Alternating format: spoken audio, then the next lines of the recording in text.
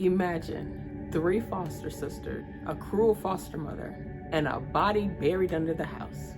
Now that is the setup for Darling Girls by Sally Hepworth. On the surface, it's about sisterhood and survival.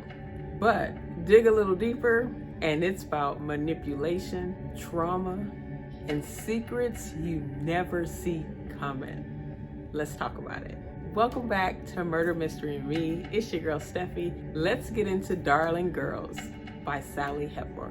The story follows 3 foster sisters, connected by their shared experiences living under the roof with Miss Fairchild, a woman who's as controlling as she is unpredictable. The first sister, Jessica, she starts off as the doting, perfect daughter, desperate for love and willing to do anything to stay in Miss Fairchild's good graces.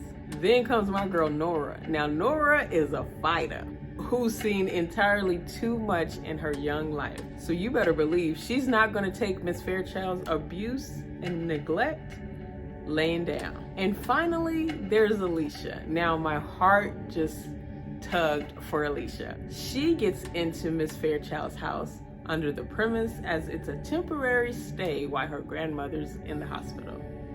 And unfortunately, her grandmother passes away and she's stuck there for good. Each sister brings a unique perspective to the story, and Hepworth does a brilliant job of making you feel the emotions of each one of the sisters. Whether it's Jessica's needs for acceptance, Nora's defiance, or Alicia's heartbreak, I was able to connect with all 3, and that is the brilliance of this book. And then there's Miss Fairchild. She is the kind of character that will keep you on the edge of your seat because you have no idea what's gonna set this lady off or how far she'll go this time. One minute she's playing the caring, loving mother, and the next she's withholding food or lashing out at the girls. And just when you think you got her all figured out, you realize her story is even darker than you expected. Now, the discovery of the body is where things take a chilling turn. Earlier in the story, there's a mention of a child, a toddler, around 2 years old. And of course, Miss Fairchild was being cruel to her as well. Well, the girls got it in their minds that they were going to go to school and they were going to report the abuse that was being done to the baby.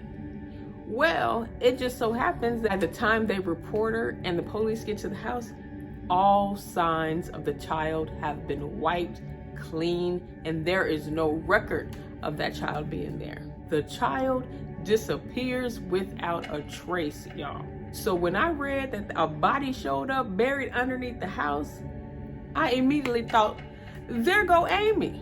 That's what happened to Amy. She done killed Amy. Somehow she found out they were getting ready to report her, and Amy just caught the bad end of the stick, right? That's immediately where my mind went to. And let me tell you, Hepworth had me guessing to the very last page. One of the good things about this book is how it explores the trauma and the violence that could be possibly happening, but it doesn't go too far into the darkness. You get enough to understand the pain of the children, but it leaves just enough to the imagination. Now, don't get me wrong, it's a slow burn for sure, but Sally was brilliant in keeping the tension simmering with small, significant moments that keep you invested. And let me tell you, just when you thought you had it figured out, Hepworth pulls back another layer, baby. Learning about Miss Fairchild was a jaw-dropping moment. Now, don't get me wrong, nothing excuses her actions, but it does give the story a little bit more depth. So, here's the deal. Darling Girls is a well-written, solid mystery with well-drawn characters and an unforgettable antagonist. If you are looking for a fast-paced thriller, this may not be it for you. But if you are into slow burn mystery with emotional depth, this one is definitely worth picking up. I'd give it a 3.5, almost 4 stars. It is definitely one for mystery fans, but I feel like thriller fans may feel as though we are missing the edge of it. That's how I felt. I felt like this was a great mystery book, but for thriller, it kind of fell short. And of course, I want to know what you think. Have you read Darling Girls? Let me know in the comments. If you like this video, make sure you hit the subscribe so you know when I drop a new video.